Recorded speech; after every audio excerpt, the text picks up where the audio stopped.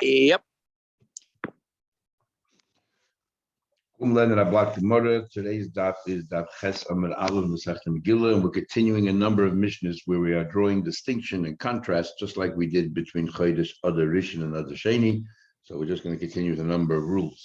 We did Shabbos and Yom Kippur. Now, Ein bein hamudra anam b'chaveira l'mud memena Michael.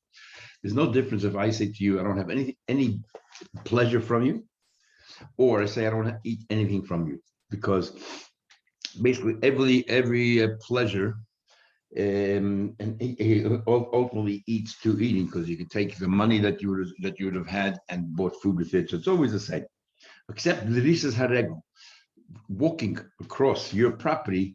There's no if I say I shouldn't have any pleasure, that gives me pleasure, but there's nothing to do with eating.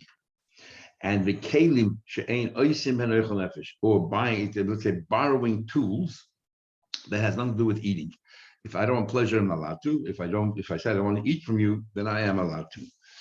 But if let's say it would cost money to rent it from you and you're giving it for free, then that money I would have paid to rent it from you, I could have used to buy food, and I couldn't get it for free, because again, even if I just said I don't want to have anything to do with food from you, I could have used that money to buy food, and you're letting me have that money. That would be forbidden. But let's say regarding borrowing pots and pans and those things, they're both equal, they're both forbidden. I'm allowed to cross your property. You tell me that if I made a net that I don't have any pleasure from you, I cannot do that. People don't even care who walks on the property. Why would it be considered pleasure at all? Amar Rav Hamani Rabelez's father Rabelez Amr says that Vitur Oser Mudahana. Even though he holds that, even though people are generally meichel and say, I'm a vater, it doesn't bother me. If I said I don't have any pleasure from you, I am getting some kind of benefit from you.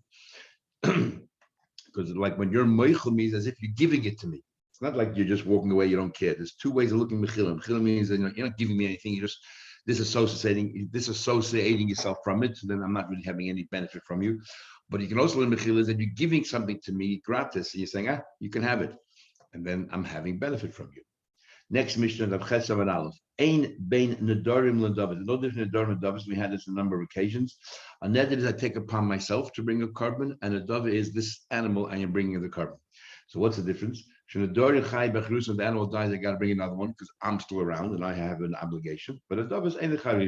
If I've given a donation, a davar, I am not obligated to bring a replacement because the animal died.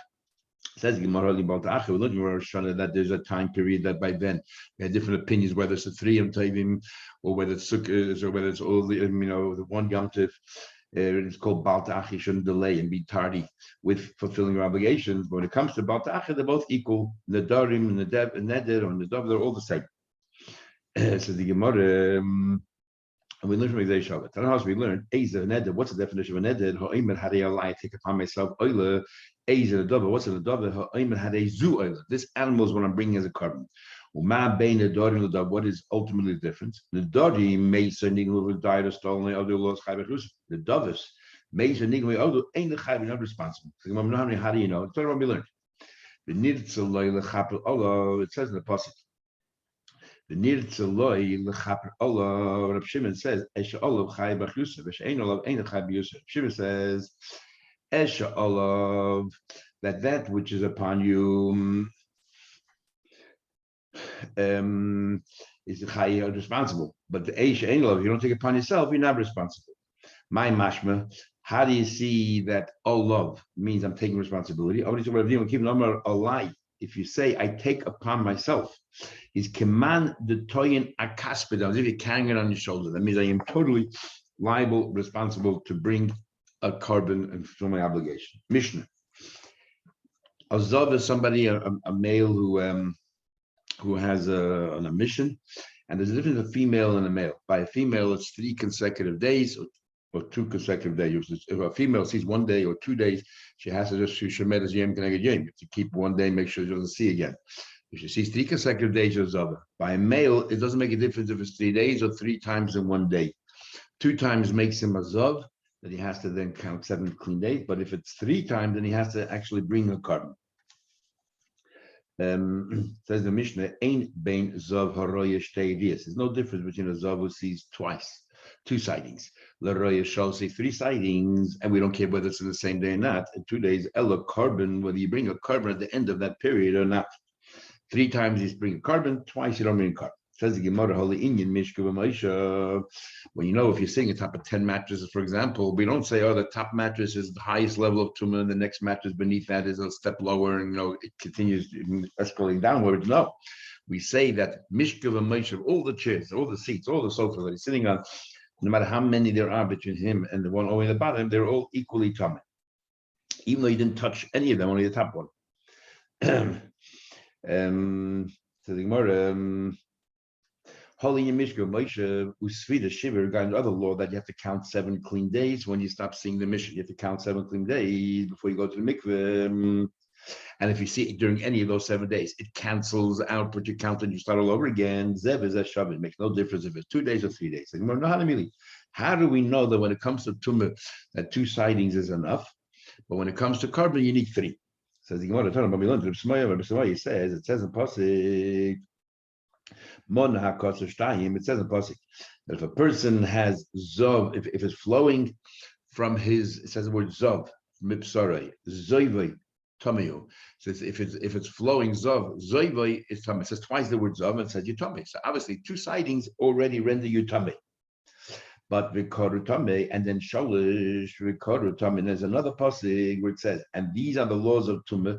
Zoivai when it flows, sorry as zoivai that it's flowing out there his zoiv. Hechtim sorim is zoivai. It says 3 times. There it says 3 times tummy. So one pasuk it seems to be twice zav, and one pasuk says 3 times zav. What's the difference? Okay, so we say like this: it comes to establish that you are tamei 2 sufficient. But you need 3. Because once you're tamei 2, what do you need 3 for? So obviously, it's coming to tell you there's another level of tumah that brings other conditions, other laws with it. And that is the carbon. Says the Gemara, maybe let's read this way: Ve'ema shtayim is tamei. And has all the laws of tumah, below the carbon. But shalish is the other way around. If you hit 3, then all you do is bring a carbon, and you don't have to count the 7 days. Below the tumah, maybe you don't need 7 clean days. Maybe that's chopped. Because the Torah doesn't spell out clearly the difference between 3 days and 4 and 2 times or 3 times. I'm saying, well, that's impossible. Logically, that's impossible. Because actually, shalish rosh time. Every time before you see 3, you have to first see 2. You already became tummy. Once you became tummy, where did the tumah disappear? Without going through the cleansing process, 7 clean days, and then going to the mikveh. So therefore, it can't be that if you saw 3, suddenly the tumah disappears. Says the Gemara, let's say shtayim the carbon. Let's say 2 is carbon, and 3 is the tumah. Maybe it's the other way around. If you saw twice, you got to bring in carbon. So 3 times, then you have to separate 7 days. So the Gemara says that it cannot be. Tanya, we learned, it says the pasuk that you should make the kohen makes a chatanoi. It says the chiper olav hakohen lifnei Hashem, which can be forgiven mizoivoi. Mizoiva means from some of the zayvs. That when do you bring a carbon, the chiper by carbon? From some of the zayvs, not all the zayvs. Mixed zayvim bring a carbon, mixed zayvim bring a carbon. Some zayvim bring a carbon, some zayvim bring a carbon, and some don't. Okay, so how's that possible? Must be because if 2 brings a carbon and then 3 is tumah, every single zav has to bring a carbon because every zav before you get to 3, you have to go through 2. It must be the other way around. The only way is possible is Rosh Shalosh, maybe the only time you bring a carbon if you saw 3 times. Not everyone sees 3. Maybe 2 you already established you're a zav, but not everyone brings. We don't have to bring a carbon yet. Only 3. So that's what mizoivoi. Mizoivoi means only some, not all. How do you know? Maybe the other way around. Ella, maybe maybe. So twice you bring Rosh Sholish, maybe you don't bring a carbon at all. So that's why only some bring. Only if you saw twice bring carbon, but if you saw 3, you don't bring a carbon. Again, the Gemara doesn't make sense. Amrit will say, actually, Rosh Sholish, it's impossible to see 3 without first seeing 2. So as soon as you saw 2, you already have an obligation to bring a carbon. Just because you saw a 3rd time, where did the obligation go? So it can't be in logic. Says the Gemara, so we have Rab Simoi's drasha who says one pasuk says 2, one pasuk says 3, and then we have the drasha of Mizoivoy that says that some of those bring a carbon, some don't. Because even if all we had is somebody, we know there's a difference between 2 and 3, but we don't know what the difference is. Havamina, I would have said Kikushin. Maybe the question you asked, maybe 2 is a carbon, and 3 is tamei. Kamashma, therefore, we need Mezaiv to tell you that not every single Zav brings a carbon. So it cannot be 2 as a carbon because every Zav has to say at least twice. So let's just have Zaivai, that some people bring a carbon, some don't, and everyone first establishes as a Zav. You're right, but then we wouldn't know how many times you have to see before you become a Zov. Maybe 3 times makes you a Zov, and 4 times makes a carbon. Loidaini would not know how many times you have to see. That's why you need both. Somebody tells you 2 and 3, and then we know that if one of them is tummy, the first, and the second one is carbon. So now that you tell me the word Mizayv is coming to a drosha, it says in Pasuk, Yitar Hazav, when the Zav becomes Tor, Mizayv from Mizayv, and they count 7 days and all that. And he washes his clothes. My dash. Now you tell me every time the Mizayv is coming to dashin only part. What are you dashing over here? So I'll tell you what dashin. I will boil it. Will dashin. Look at the Tanya. We learned Yitar Hazav. If the Zav becomes Tor, as soon as his flow stops, he becomes tired. He counts 7 days. Let's say he also is a leper, a tsaras, and he's a zov. So you might think, what's the point of counting 7 clean days? I'm still tummy and going to mikvah. You still be tummy as a tsaras. He says no. He teaches you that as mizayva, even though you have other tumas as well, like tsaras, doesn't matter. As soon as this flow stops, you need to count your 7 clean days. So mizayva, from your zayv, even though there are other tumas there as well, you have to count. And mizayvay, you can't limit azov b'ashtedi sheton svira shiva. Another thing is mizayvay. It says mizayvay. It says from mizayv, and you should count. What does it say? Right the word in this passage. Yitar hazov mizayvay. V'safa lo shivas yom. You should count 7 days. What do you mean? Why does it say mizayvay v'safa? To tell you that that even though you only saw mizayvay, only saw 2 days out of the 3, nevertheless you already have to count 7 days. Liman azov b'ashtedi sheton svira shiva to count 7 days. Says the Gemara, who I need a pasuk for that. Doesn't make sense? You said before that a Zov, after seeing twice, already has the law that's Matame, the 9-10 mattresses, the bottom one that's Tame, the top one has the Chumra of Mishkav and Moshe. Of course, that's ready. You need to have to count 17 days. What I need Mizrahi for that? The says not necessarily so. I'll give you another example where you Matame Mishkav and Moshe, and you don't have 17 days. Shemeres Yom Keneged Yom Techiach. The Shemeres Yom Keneged Yom. If you only saw 1 day, then you have to only have 1 clean day afterwards. And during that time, when you're tummy, if you're sitting on the mattresses, all of them become tummy, even though you don't have to count 7 days. So just because we know that a zov of 2 riyas is metame mishkav and moshev doesn't automatically tell us that you have to have 7 clean days. That's why we need the pasuk mizayvay. Even though you didn't see the full zov, you only saw 2 of them. The suffer you have to count 7 days. Says Gemara, prove to it does have the law of Tamim Mishka and Moshe, and yet we ain't to una civil shiva does not have to count 7 days. But after alta tamazem, so therefore don't wonder. We would have thought maybe the same thing here. Even if you're 2 days in a row and you Tamim Mishka and Moshe, who said you have to count 7 clean days? That's why it says Mizayvay v'safar. That's why it says Mizayva, you only have partial zav, you only saw 2 days, and you have to count.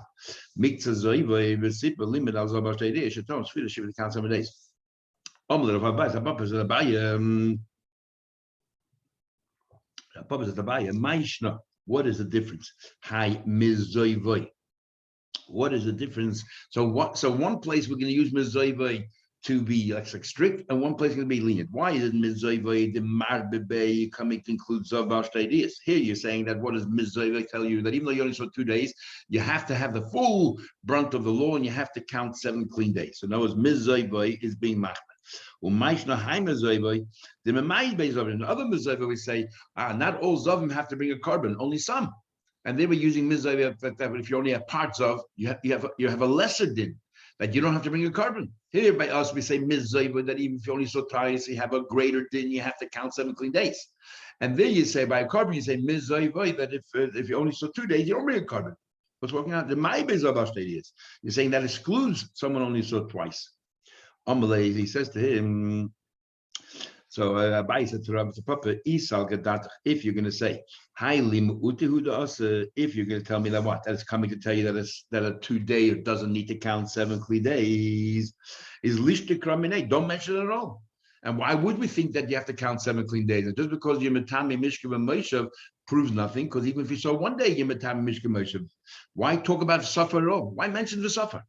You're going to tell me I would have thought you count 7 clean days anyway because you're Matami Mishka Moshe. No, Shemeres only saw one day. You're Matami Mishka Moshe. You don't count 7 days. So why does the Torah mention it all? Must be to be machmer, coming to add something. That mizayvay, even though you saw 2 out of 3, you still have to what? Count 7 days. Says the Gemara, v'chi tema. If you can tell me. We need mezayvay v'loy minigay. We just said before we need mezayvay for another drasha, and the mezayvay is coming to tell you what happens if you're a leper as well. You would have thought that you shouldn't count the 7 clean days. They tell you no, mezayvay. As soon as you stop the flow, you have to start counting 7 clean days, regardless. Even though you might have a nega and you're not clean yet for your nega, it doesn't matter. You still have to count. That's the whole purpose of mezayvay. If so, lichtav kra. Let the pasuk say v'chiyiter hazav. If the Zav becomes tired, and then we know we're talking about tired from the Zav, and therefore we would automatically know, even though you're a nega, you have some kind of a leprosy, it doesn't matter. As soon as you're clean from the Zav, you have to start counting your 7 days.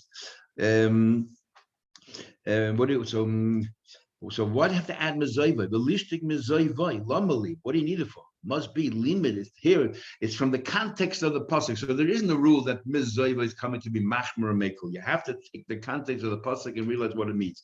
Over here, the entire word mezayvay is extra. It must be coming to add something. That even though mezayvay, you didn't see the full 3 days, you only saw 2 days. The safar shivas yom, you have to count 7 days. Limit al-zov b'al sheton sfira shiva. You have to count 7 clean days. Continuing the ain bains, ain bain mitzayda musgar, the mitzayda muchlet. There's no difference between these two. By mitzayda, if a mitzayda is clear that he's a mitzayda straight away, they lock him up and have to be separate and so on and so forth. And they have to end the 7 days. You have to give him cut all his hair off, and you bring the pigeons. One you shecht, and the other one you let set free, and so on. Other mitzaydas, that's called a mitzayda muchlet. Then you have a mitzayda musgar, which is we don't know yet if the person is a mitzvah or not. So we tell the person, we quarantine the person, and we'll come back in 7 days. We'll see if it's spread or if it's the same. If it's the same or reduced, we let him set it. If it's reduced, we set it free. If it's the same, we extend another week. If it grew, then the size of a grease, we tell them that you're definitely a mitzvah. So what is the difference at the end of the day when you're quarantined because we don't know what you have, or you're quarantined because you definitely have tzaras? Ain't Bain, there's no difference between a Mitzvah and Musgar in the laws, between a Mitzvah who is locked up for a week because we're trying to wait to determine if the person has a disease or not. Or the Mitzvah Muchlet, or somebody we definitely determined that this person has a disease. Ella Priya Uprima, whether they they rip their clothes and whether Prima, whether they rip their clothes, or Priya, whether they let the hair grow. That's the only difference. Ain't Bain Torm Chesket. If, let's say, the end of the 7 days when they quarantine you, determine whether you're sick or not, turn out to be that you're not. It was reduced, and we set you free. At the end of the 7 days, what you have to do to set you free, if you go to mikvah and all that, there's no difference between somebody who came out of the Heskeh period, the Toim came out of the Hechlet period that was determined that it was disease, Elataglachas, whether you have to completely shave your hair, and Tziporim, whether you bring the pigeons or not. Says the Gemara, but when it comes to being sent quarantined, and the Tumah and all the laws of Tumah that we say regarding a Matzorah, it seems that they both have the same laws, whether you're a Musgar or a Muchlet. How do you know that? It says in Pasuk, the Kohen will see on the 7th day, and let's say it reduced, the leprosy reduced, and it didn't no longer spread, then the Kohen says that you are tired, and it's not really the disease. So it's a v'tihara kohen. The kohen will purify him. Misapachasi. It's only a mispachas. It's not really a leprosy. So we're talking about this is talking about a mitzvah who became tired from a quarantine period, not with a determination, without a determination. And it says in the end of the passage, what do you do at the end of the period? All you have to do is go to mikveh and you rinse your clothes and you wash your clothes and you are tired. And it doesn't say the yitar, which means he has to go through the process of tara, which would include shaving the hair and the pigeons, all that. So therefore, we say that the word vitar means he was already tar. Vitar is like past tense. So therefore, because it's past tense, in other words, you were never really totally tamei, so you don't have to worry about the hair and everything else. So that's how we know, because with the word the side, the word vitahoid means you were already tired before you even went to the mikveh. So that means that your level of tumah is less than somebody who is muchlit. How so? They don't have to take a haircut and all that. Says Gemara, Hossam over there, Hossam my v'toy mikorika. So the Gemara says in other places it also says.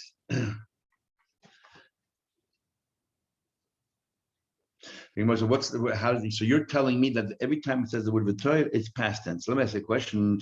It says, sorry, I skipped a line here. Well, along you would never read that Thomas. You don't have to worry about letting your hair grow, or you have to worry about ripping your clothes and all that. And Rav says, we find by Zov the very same expression. It says that when a Zov has finally completed his 7 clean days, it says in the pasuk there, the begodov, he should rinse his clothes, v'tahor, and it says the same word, v'tahor, and you're saying it means past tense. That means it was already tried before. What do you mean it was already tried before? He was a total Zov. What are you talking about? What does it mean? It must be that Torah means from now on, Torah is future tense, even though it's written with Torah, it could be past tense, mean future tense. So the same thing here by Tzaras. Even a Musgar, it's future tense. Nobody's saying that it was a lesser degree. They didn't have to, rip his clothes, let his hair grow. So what does it mean, Torah, future tense? That means in the future, you are Torah, even though you might think you're tummy. How? What happens if after we declare your Torah is so therefore now you go ahead and touch things and so on and so forth, and let's say after Azov, after he went to the mikveh afterwards, because Azov goes to the mikveh during the day, and after he went to the mikveh, suddenly he sees again. So that cancels everything you saw. So it cancels the entire 7 days. You got to start again. But what about the things that you touched, the earthenware that cannot be, come to? What about the earthenware you touched between the time you went to the mikveh and let's say 2 hours later you had another sighting? What happens to all that? So we say with Tahor that it's your Torah from now on. That's the extra of Torah. Your Torah from now on after the mikveh, even though you saw 2 hours later and canceled everything, but not the things that you touched. Your Torah now milatami from anything that you metami klechedes behesed. If you moved, you shook an earthenware. The 2 interim hours between when you went to the mikveh till you had your sighting and canceled it, even though you saw afterwards. We don't say that during these 2 hours everything you touched retrospectively becomes tamei. And I'm here too. Toid hashta. All it means is that you are tamei now by mitzvah as well. That what do you call it? What tamei be l'mafrei saying by tzaras. We declared that no, it didn't spread. You're all right. So you go to mikveh, and then 2 hours later, suddenly it spread. So now it turns out to be that it was a false reading, whatever it is. We're going to say the same thing, that anything you did post the mikveh, it does not become tummy until till the tummy you saw. That's all it means. So the question goes back: how do we know that a tummy, that a mitzvah musger doesn't have to let the hair grow, doesn't have to rip his clothes? Elam Rav Hocha from the following pasuk. It says in the pasuk, the person who is tzaras, asher boy nega, that has the nega, that it says that person that in him is the nega, then we have the law, you have to rip your clothes and let your hair grow. So we'll dash it. Somebody who taka is a mitzvah, we declare this person has a leper. He's the one that has to worry about the hair and clothes. The other person doesn't really have a definitively a tzaras. We just quarantine the person to observe. And a person who's being observed does not have these laws, because it says that person. So you're going to make these droshes. What about the next pasuk? It says that kol yemei asher hanega boy, all the days the neg is in him, yitma is tamei. That according to your drasha, should only be a definitive tzaras. So misha tzarat l'begufo, somebody is definitively a mitzvah who the ton shaluach needs to be sent away. They're talking about being quarantined. He says yeshiv b'chutz l'machna. But she'ain tzarat l'begufo, somebody is only being observed, being monitored. Ain ton shaluach, following your logic, shouldn't be quarantined. You can tell me maybe taka only a definitive mitzvah has to be quarantined. Now this one, it says ain't bein mitzvah muskel mitzvah muchlet. The only difference is priya prima. Sounds like holy in yeshu luach will they're both the same. Amalei said, it's a Rav gives a new answer. He said it could have said yemei asher nega ba yitma. Why did it say kol? You want to know about quarantining? Because it says kol, all, we'll say that kol does not mean all the days, but kol means all the people. All the people, including somebody who's not definitively just being under observation, being monitored, also has to be quarantined. So therefore, there's nothing wrong with my first drasha that I said, Hatzuru Hashem, boy, only the person who's definitely a mitzvah has to rip his clothes, not a musga, not somebody just under observation. But when it comes to quarantine, there it says kol yemei. You didn't have to say the word kol, but it just yemei. Says the Gemara, if so, taglachas with tzibori my time aloi. So how come the haircut and the pigeons, the observed one, doesn't have to bring the Tani? It says ein bein toim. It says now Mishnah clearly the difference between a toim and the toim and el taglachas with tzibori. It says there the difference is only whether you bring the what do you call the pigeons and the other things.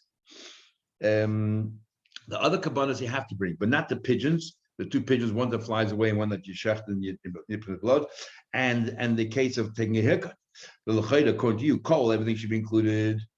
Amar Abaye says, Amar Kra says the pasuk, the yotza hakoyin el muchutz lamachne. The kohen will go to outside the camp and he will look, and it says when he neared hanega, it says the pasuk, and it was cured. The nega, so we'll dash, and it was cured. Cured means that you were sick and you became cured. So somebody was definitely a mitzvah and was cured. That's the one that brings the pigeons and takes the haircut. But someone's under observation didn't have to get cured. That's how we know that they don't have to worry about the pigeons and the tara and the haircut. So that finishes the story of the mitzvah. The next one is interesting. We'll just start it today and do the whole sugya tomorrow. Ein bein sfarim. There's no difference between Tanakh, the tefillin umezuzas and tefillin umezuzas. Elosh hasfarim nichtavim b'chol lashon. You can write the Tanakh in any language you want. We'll see later what any language you want mean, but in Hebrew letters or even other letters. The tefillin umezuzas ein nichtaves el lashuris. But tefillin umezuzah can only be written in lashon kodesh. So is it different the language or different also the the alphabet you're using?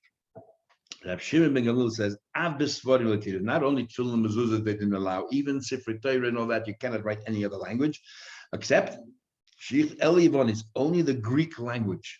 As we'll learn from Yefes Elikim, that the Greek language is supposed to be a beautiful language. And we'll see later again, we're talking about the language or talking about the script. Says the Gemara, so that's the only difference between mezuzah and Sifrei Torah. It seems like all the Torah from beginning, but to let's say to sew it, that we did it, with the scrolls and we have parchment and we sew them together. And we know halacha mashusini is that by tefillin mezuzahs, it has to be, the sign used, it has to be sewn together. Sounds like that Sifrei Torah had the same law. Hala Torah from beginning, and also regarding. And there's a machlekes in other gemaras. It seems the Mishnah clearly here that have the same thing. Ulatam is yadayim, like zera that they made, that the things like if you touch a sefer you become tameh because they used to put. Sorry, they used to put their food next to the Sefer Torah and invited the rodents to come in. That also applies to tefillin and mezuzah as well. Zev and shavin, they both have exactly the same rules. Okay, now tomorrow's Gemara basically is a whole discussion about the languages, so we'll already wait till tomorrow and start this discussion tomorrow. Okay, we'll continue tomorrow, Mitzvah Hashem. Have a good day.